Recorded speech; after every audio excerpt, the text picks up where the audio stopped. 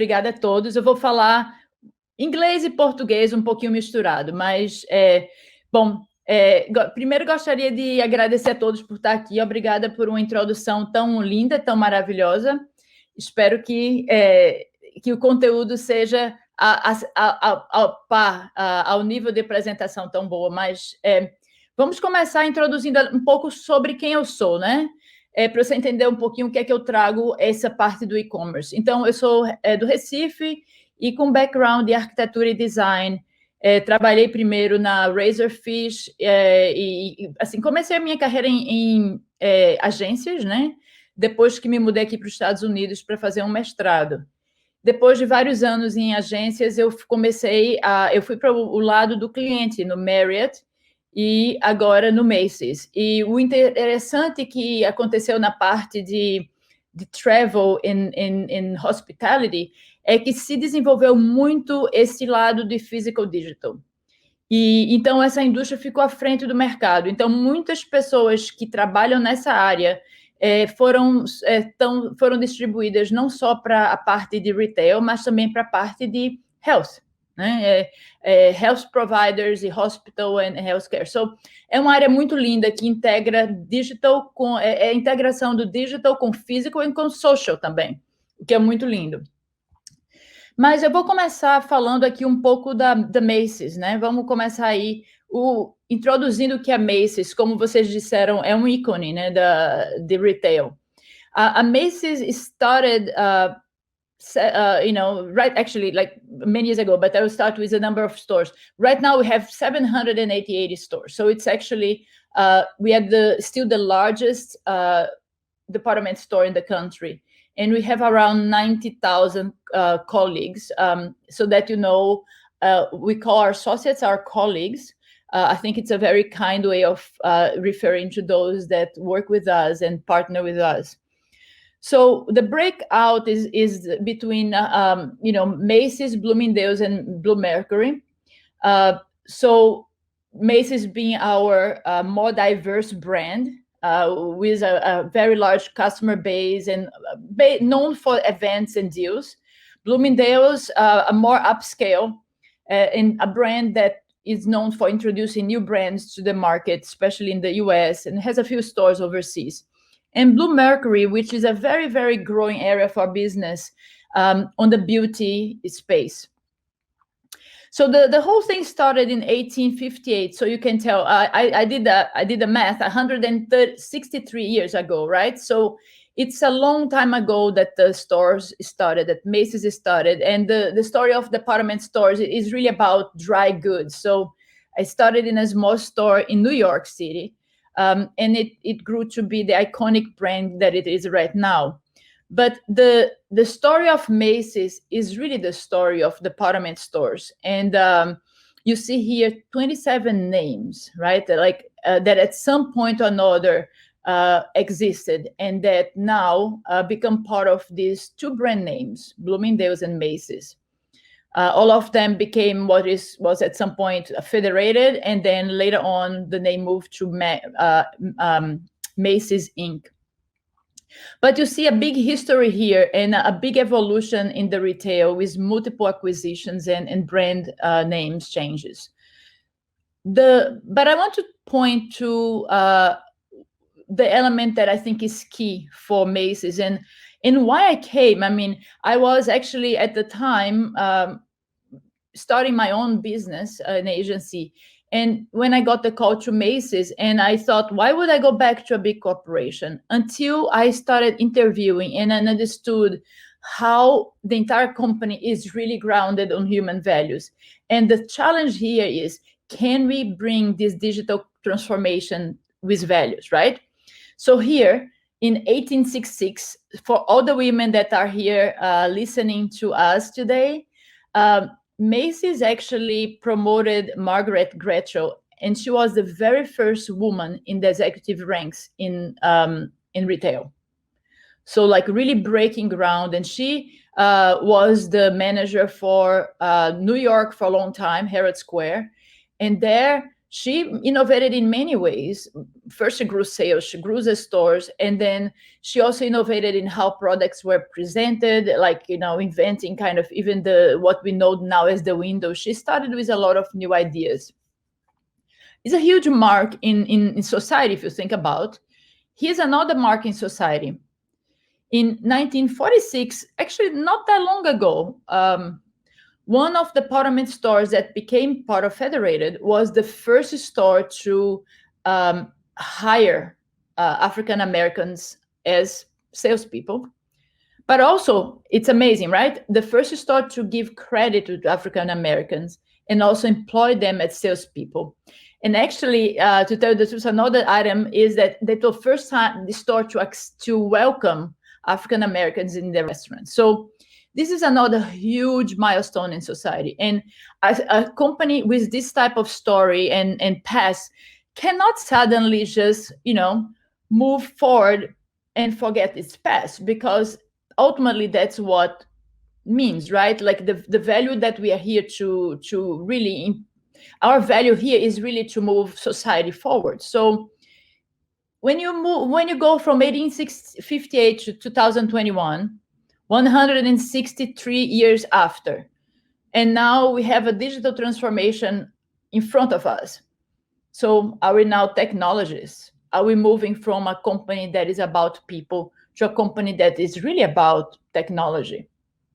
So I want us to pause a little bit and think about what we are doing, why we are doing, and ultimately what is the goal of retail in the view of society. So here's actually a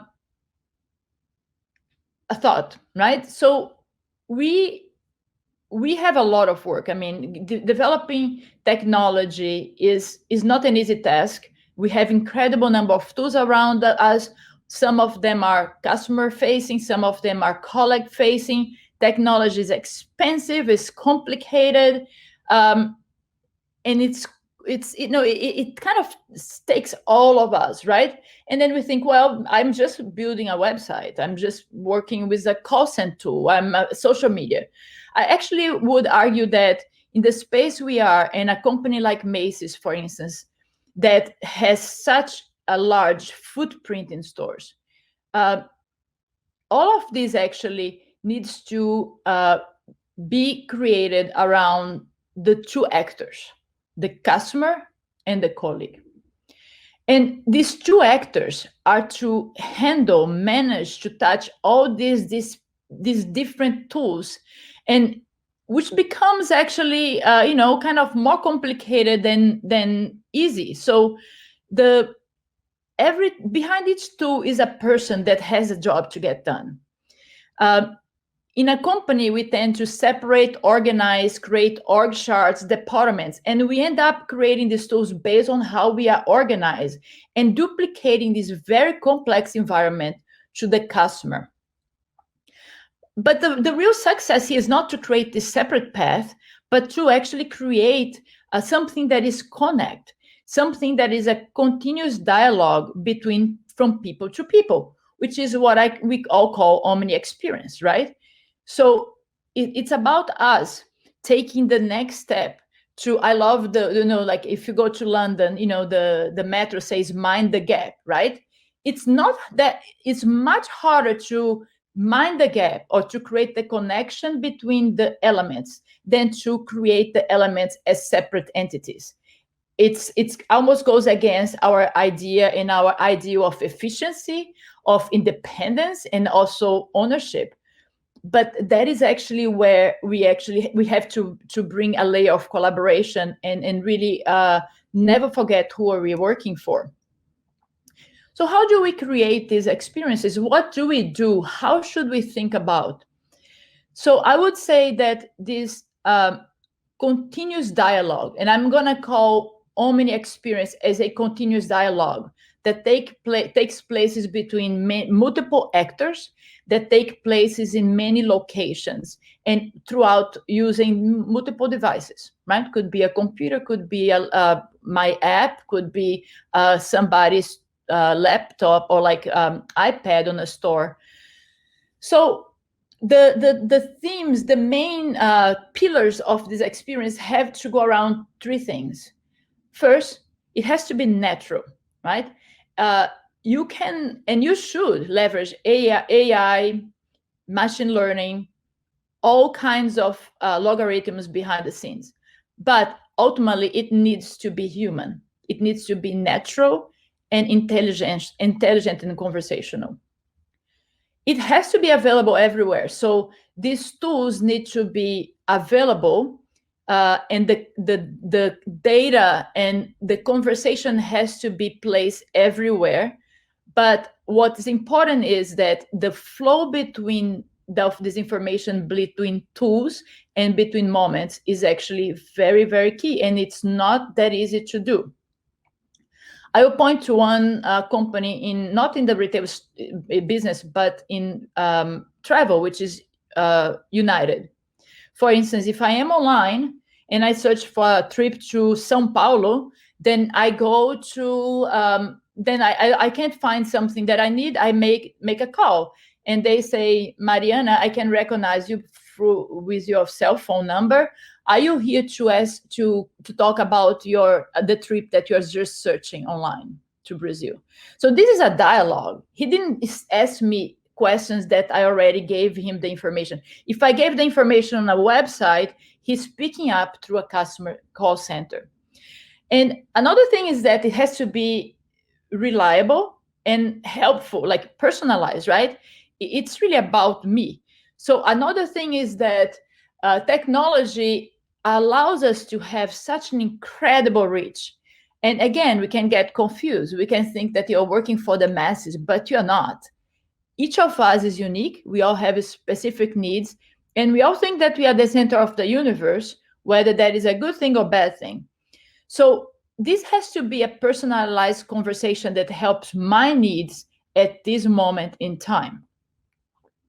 So now I'm going to take a pause and just tell a little bit more, like, this is the work that I did at Marriott. This is the work that every single company in travel and hospitality in healthcare is working on, right?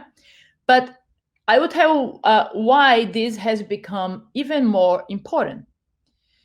So we have the pre-COVID world and we have the post-COVID world. So, and this pandemic has had a huge impact in our lives. So after 18 months, we are still going. We are still wearing masks. We are still now getting ready for third shots. Our lives may go back to what it was before, may not, but we may not people ever want to live the same way again. So this has an incredible impact in all industries, but let's talk about retail for a minute here.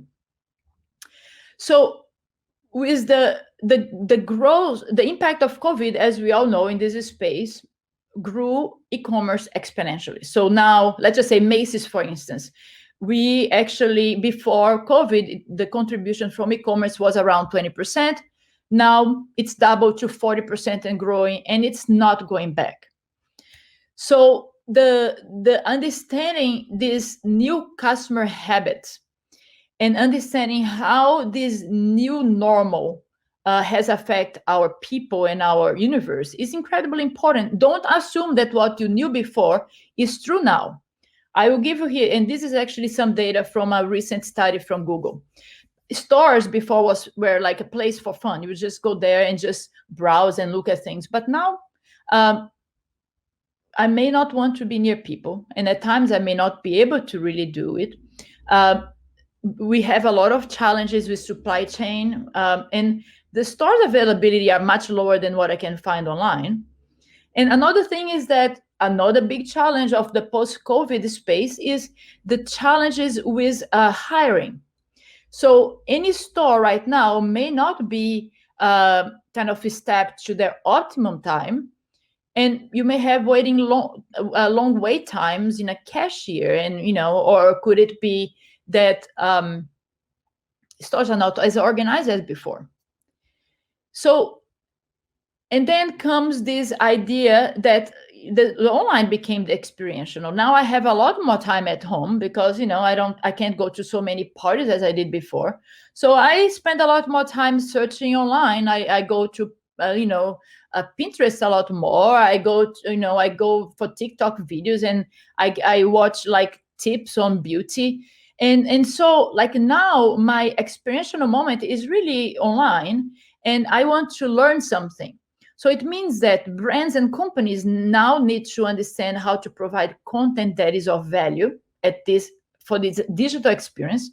And on the life side, companies need to understand now that stores must be functional and efficient. So how do you actually make this work with like a really, really seamless checkout? Or maybe combining your shopping cart from one to another, so that I can move from home to my selections from home and bring to the store and finish buying. So I actually want to talk a little bit now about a project that we have been working on for a few months, and it has become close to my heart because it's the first one that I'm really like understanding how retail works. As you actually know, I'm new to retail, so I understand the user experience side of things, but now I'm really understanding how delivery and returns work. What is the mammoth kind of delivery mechanism of e-commerce? Like it's a whole fascinating word that I'm learning right now. So we are now working on replacing some old systems in which the colleague in the store sell big ticket. And what we call big ticket are furniture, mattresses, couches, everything in that area. So it's a different tool than what we actually use. It's not the regular cash experience for all the items. So we are replacing a tool, a colleague tool. So you will think, well, then let's just take that tool and then use the new technologies and replace it. But what we saw here was something really unique. That tool is actually an opportunity to elevate the sales dialogue and conversation between the customer and the colleague. And it's really an opportunity now for me to create an Omni experience. So we were very lucky to have a starting time that allow us to go through this project in the right way. So the first thing we did is we went on observations and research and interviews with both customers and colleagues to understand how they shopped, what did they did online, what did they did in stores, what were their pain points, what were moments that they wish they had technology and that was not available. And we actually, with that, were able to kind of build what we consider to be the main stages of a shopping journey. We can see these stages working pretty much for all types of products, but there are some differences, right? So now this first stage, inspiration, is mostly done at home and not over screen. So again, I'm going to say that I'm renovating my house and redecorating, which is something that is actually incredibly huge through COVID. I mean, right now, if you really want to buy a couch, you're going to have to wait 6 months to have it delivered. So I'm looking for a couch, and I go online and I look around and I look in different companies. I look to different brands, and I go to all kinds of kind of ideas and maybe blogs on decoration. And so I know then what I want to do with it. Then I move to my consideration stage. And that consideration stage is still heavily online. It's about filtering options, creating maybe groupings, it's about personalization, recommendations, and that is where all this learning behind the scenes that technology provides us becomes really, really valuable. Then I'm going to my next stage, which is try and buy. And here on the big ticket, those are not connected always. They may be, but they're not. So try, right? We see everywhere, as we know, we see many, many companies moving to a space where people may just go to a store to view a product. It's like, a Best Buy has become an example on how you actually just showrooming, it's called, right? So our customers, 50% of them will at that point, actually many of them, 650 is coming the next information, like customers at this point may decide online, but many of them may actually go to the store because they still want to see the product. They want to touch the texture of the fabrics. They want to see the colors. There is an element of tactile. There is something that is emotional there that they at times, that is when the store plays a huge, huge role.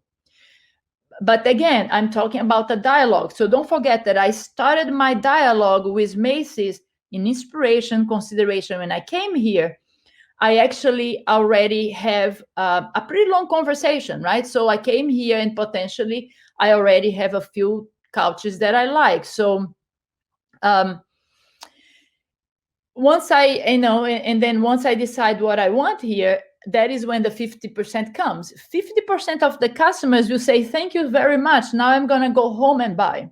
And when we're interviewing the colleagues, they're like, it's really odd. When did people start to trust buying like large, expensive items online? We just don't understand that.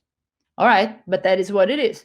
And one can see that it could be for two reasons. One is that they are truly comfortable online, and then actually online you have already all my information, all my credit card, everything. It's really faster. It could be what you found out here is that there is an opportunity in the stores to elevate the checkout experience. At this point here, for this big ticket tool, we would go back and ask again your phone number, your address, and everything. And so buying on the store became a lot more of a hassle. I just go home and I can buy in 2 minutes. So you already see opportunities here. And then the next stage is the retention or the tracking, kind of, and that is where you can leverage the people touch. There is a concept that we actually started to use back at Merit with this idea of high tech and high touch. And creating an Omni experience where you understand, you leverage high tech to all baseline tasks that are really kind of mundane and time consuming, like finish your shopping, like add your credit card and all of this.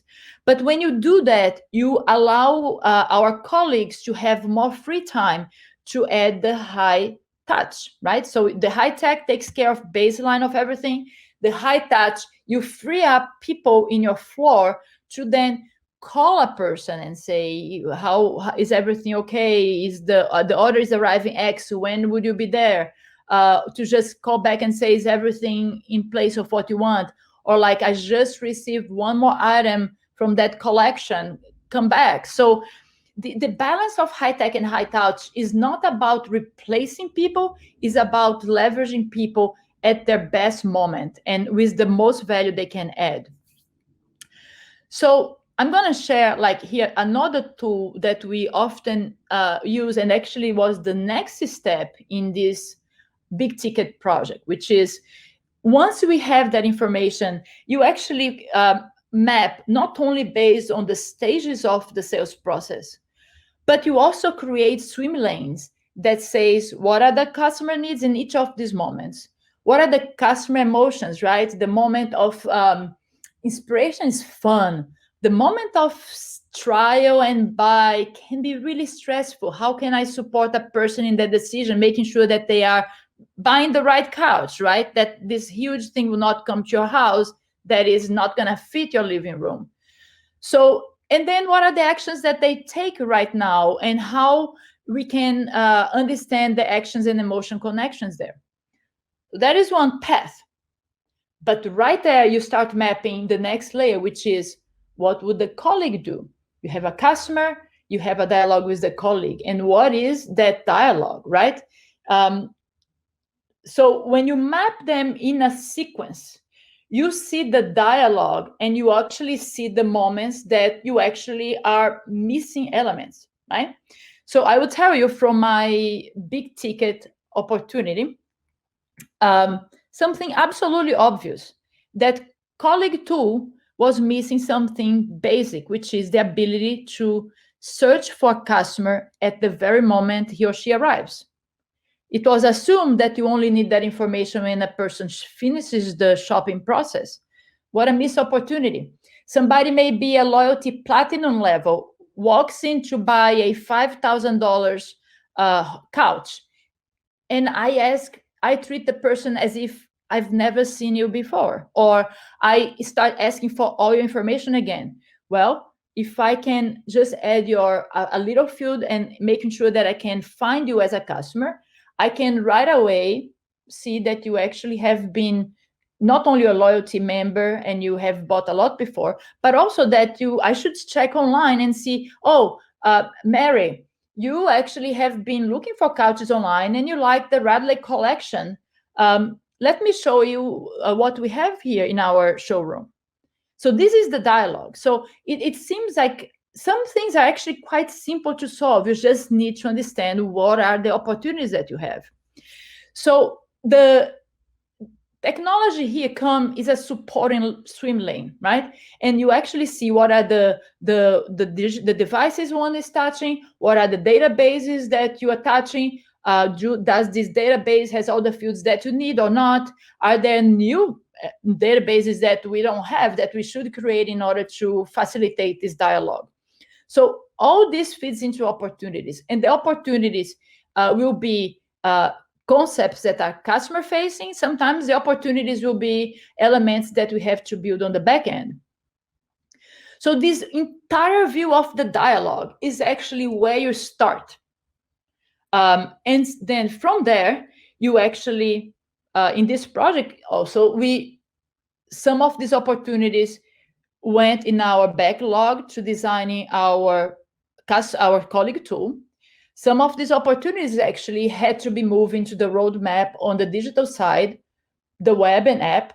We also brought here some questions and opportunities about, how to share a bag, what is a wish list versus a bag.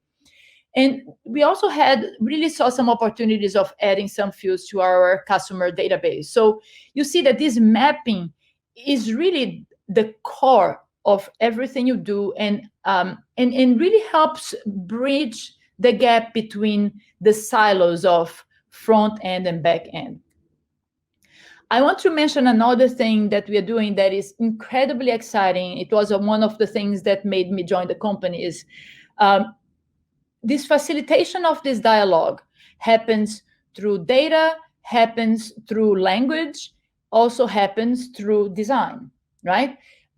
So at Macys, we are creating a design system that is an enterprise-wide design system. And you probably are all familiar with design system are components that are already pre-designed and coded so that anyone designing a specific experience just pulls that component. So if I create a customer-facing tool and a colleague-facing tool out of the same library of components, my experience will be consistent. Then whenever I create a tool for the store, I'm using the same interactions that I have used for the experience for digital for your app. So with that, the customer doesn't need to relearn Macys every time. I call the same things the same, like a search is a search everywhere, a bag is a bag everywhere. And so everything becomes so much more seamless. So so that is another core element that that one would say connects all the different elements across this experience. But with that, I have to say you have to have a company again that has the values in collaboration higher than the values of independent achievement, because in order to work across departments, it really has to be about what we can do together, rather how I can shine as a separate entity and individual. So, and that is where everything comes to play. So a company that has its core values in people, that is still understands that regardless of where we are in e-commerce, the growth of what we do, the amount of technology we are creating, that 163 years after, we understand that it is still for people, through the people, and with the people. And the technology is this amazing, amazing, fascinating layer that supports the experience, but is not the main star of the experience. So that is what I had to share today.